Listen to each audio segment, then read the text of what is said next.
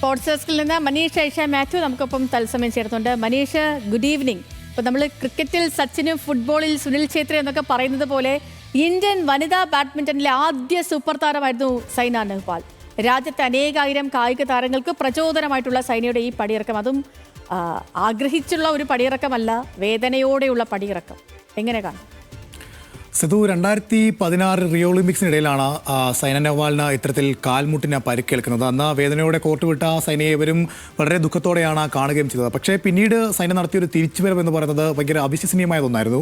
2017 ലോക ചാമ്പ്യൻഷിപ്പിൽ വെങ്കല മെഡൽ, അതിൻ്റെ അടുത്ത വർഷം 2018 കോമൺവെൽത്ത് ഗെയിംസിൽ PV സിന്ധുവിനെ, ഏറ്റവും യുവതാരമായിട്ടുണ്ടായിരുന്ന PV സിന്ധുവിനെ തകർത്തുകൊണ്ട് സ്വർണ്ണ മെഡൽ. അങ്ങനെ ആ ഒരു തിരിച്ചുവരവ് ആഘോഷിക്കുന്നു. പക്ഷേ വീണ്ടും ആ കാൽമുട്ടിനേറ്റ് പരിക്ക് വില്ലനാകുന്നതാണ് കണ്ടത്. പക്ഷേ ഈ കാലം അത്രയും, അതായത് 2016 മുതൽ 2023 വരെയുള്ള കാലഘട്ടങ്ങളിൽ ഈ പരിക്കിനെ പലപ്പോഴും വകവയ്ക്കാതെയാണ് സൈന കോർട്ടിലേക്ക് ഇറങ്ങിയത്. അത് ആ ഒരു പോരാട്ട വീര്യം എന്ന് പറയുന്നത് മറ്റു താരങ്ങളിൽ പലപ്പോഴും കാണാത്തതാണ്. പ്രത്യേകിച്ച് സൈന നെഹ്വാളിൻ്റെ ഒരു കരിയറൊക്കെ എടുത്ത് നോക്കുകയാണെങ്കിൽ പെൺകുട്ടി ആയതുകൊണ്ട് മാത്രം സ്വന്തം മുത്തശ്ശി സൈന ജനിച്ച് ഒരു മാസത്തോളം അവരുടെ മുഖത്തേക്ക് പോലും നോക്കാത്ത ഒരു സാഹചര്യം ഉണ്ടായിരുന്നു. അങ്ങനത്തെ ഒരു സ്ഥലത്തു നിന്നാണ് സൈന ഇന്ന് ലോകത്തിൻ്റെ നെറുകയിലേക്ക് എത്തി നിൽക്കുന്നത്. അതുകൊണ്ട് തന്നെ സൈന നെഹ്വാളിനെ മാതൃകയെ കണ്ടുകൊണ്ട് തന്നെ നിരവധി ആളുകളാണ്, നിരവധി പെൺകുട്ടികളാണ് ഈ ഒരു ബാഡ്മിൻ്റൺ ലോകത്തേക്ക് കടന്നു വന്നത്. അങ്ങനെ ഒരു പോരാട്ടം, പരിക്കിനോടുള്ള ഒരു പോരാട്ടം ഏറ്റവും അവസാനം 2023 വരെയാണ് എത്തി നിന്നത്. ഇനിയും തനിക്ക് മുമ്പോട്ട് പോകാൻ കഴിയില്ല എന്നൊരു തിരിച്ചറിവിലാണ് നിലവിലിപ്പോൾ സൈന കോർട്ടിനോട് വിട പറയുന്നത്. അതിൽ സൈന പ്രധാനമായും പറയുന്ന കാര്യം ഇങ്ങനെയാണ്: നേരത്തെ ഞാൻ 8 മണിക്കൂറുകളോളം പരിശീലിക്കുമായിരുന്നു, പക്ഷേ ഇപ്പോൾ എനിക്കത്